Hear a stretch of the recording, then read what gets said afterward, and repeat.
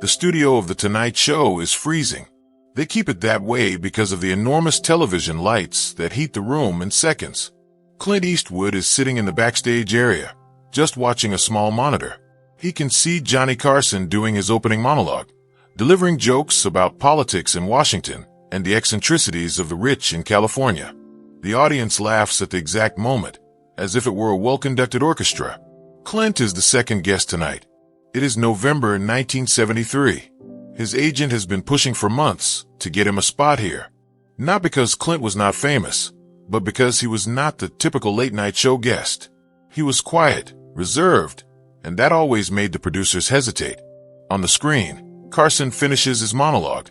The band, led by Doc Severinsen, plays one last chord. Then Carson does what he knows how to do best, introduce a legend. My first guest tonight is a man who needs no introduction, the heavyweight world champion, the best living boxer.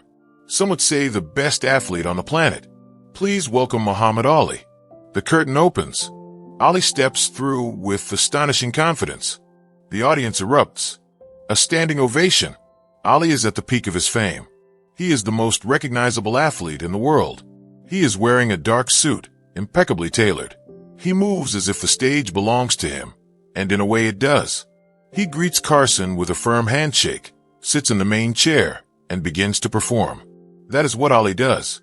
He is not just a boxer. He is a showman, an earthquake in constant motion.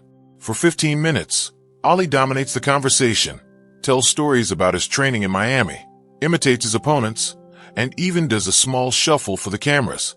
Carson laughs out loud. The audience adores him. It is the height of splendor. But before continuing, I would like to know where you are listening from.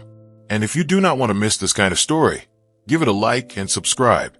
Your support is vital to keep creating content. Clint watches from the small screen in the guest room. He has never met Ali in person. He has seen him on television, of course, but never face to face. And although Clint is not a man who is easily impressed, he feels a mixture of curiosity and respect. Ali has that effect on people.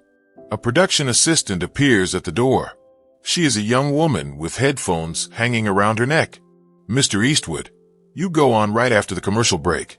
When Ed announces you, walk through the curtain, greet Johnny, and then sit in the chair next to Mr. Ali. Clint nods. Understood. She leaves. Clint stands up and adjusts his jacket. He is dressed simply. Dark pants, a buttoned shirt, and a sport coat. Nothing flashy. That is not his style. The commercial break lasts 3 minutes. Clint waits behind the curtain.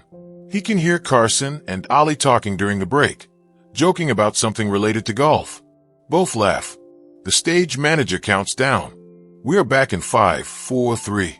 The red light turns on. They are live. Carson turns to the camera. My next guest is an actor known for his roles in westerns and action films. Some call him the man with no name. He has starred in major hits such as Dirty Harry. Please welcome Clint Eastwood. The band plays. The curtain opens. Clint walks onto the set. The applause is polite, respectful, but nothing compared to Ali's reception. Clint is famous, very famous, but his fame is different from Ali's. It is a quieter, more reserved kind of fame for the general public.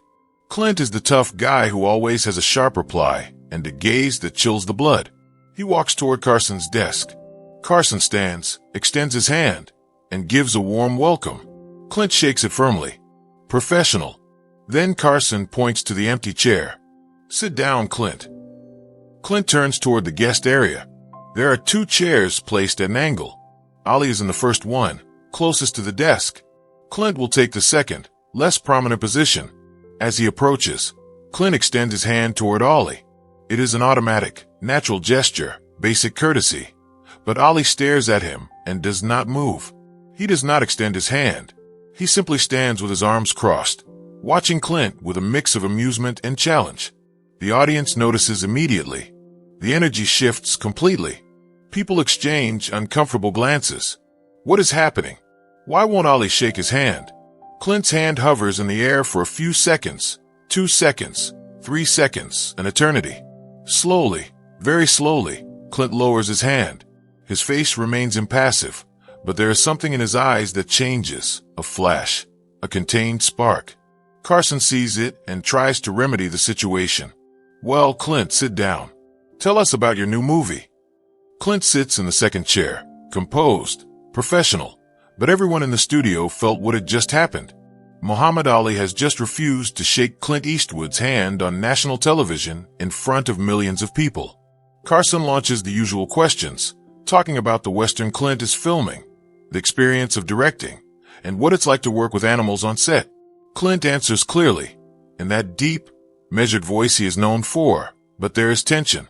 Ali sits beside him, gesturing, rolling his eyes every time Clint mentions discipline or character in the Old West. After a few minutes, Carson can no longer ignore it. The tension is too obvious. It is a great moment for television, but deeply uncomfortable. Muhammad, says Carson cautiously, it seems you have something to say about what Clint is commenting on. Ali leans forward. All that overwhelming energy focuses like a spotlight. I have things to say, Johnny. Many things. Do you want to share them with us? Do you want me to be honest? Always. Ali turns to face Clint directly, challenging.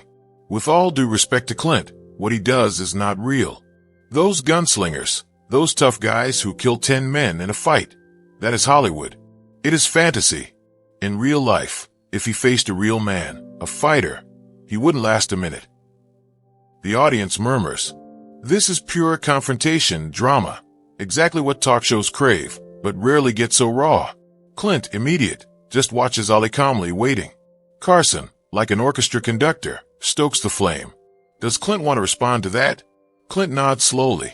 His voice is calm, serene, but unmistakably firm. What I do in movies is play characters, Muhammad. Nobody confuses a film with reality. But if we talk about real life, about character, about what it means to be a man, then things change. Ali laughs, a big laugh, that great laugh of his. Character? I've been in rings with killers, men who wanted to tear my head off. That is character, not playing a cowboy who shoots people from afar. Clint remains calm. I'm not saying boxing doesn't require courage. It does, but it's not the only form of courage. There are men who built this country with their hands, who worked the land, who fought in real wars, not padded rings. Men who never stepped into a ring, but have more guts than many boxers.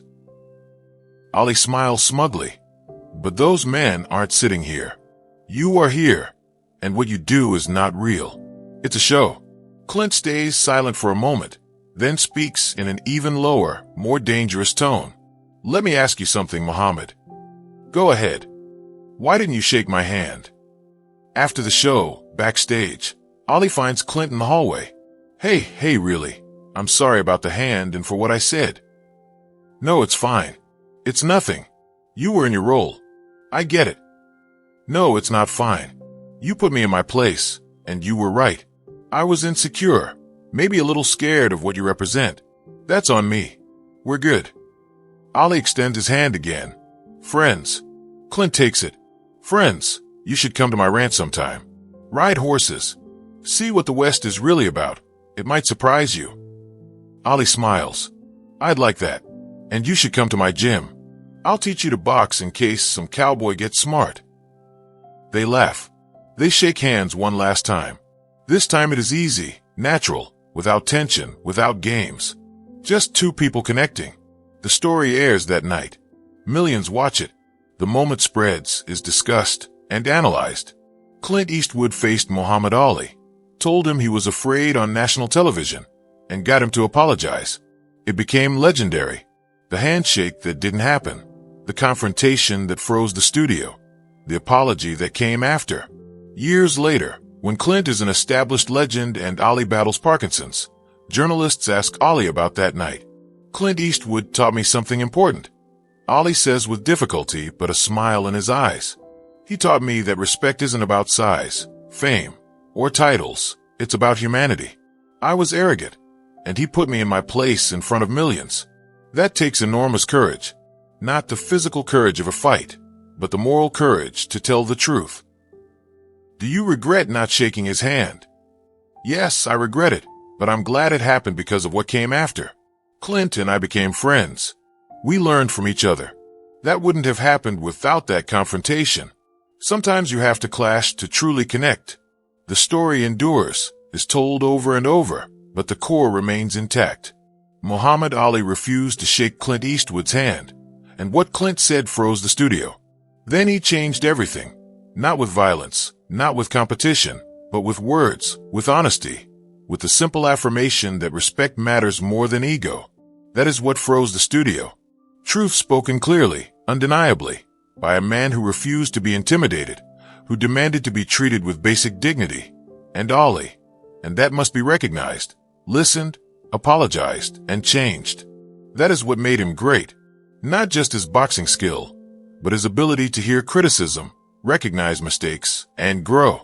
The handshake came at the end, not as a display of power, nor as an empty gesture, but as a genuine connection between two masters who found mutual respect despite different paths, different methods, and different philosophies.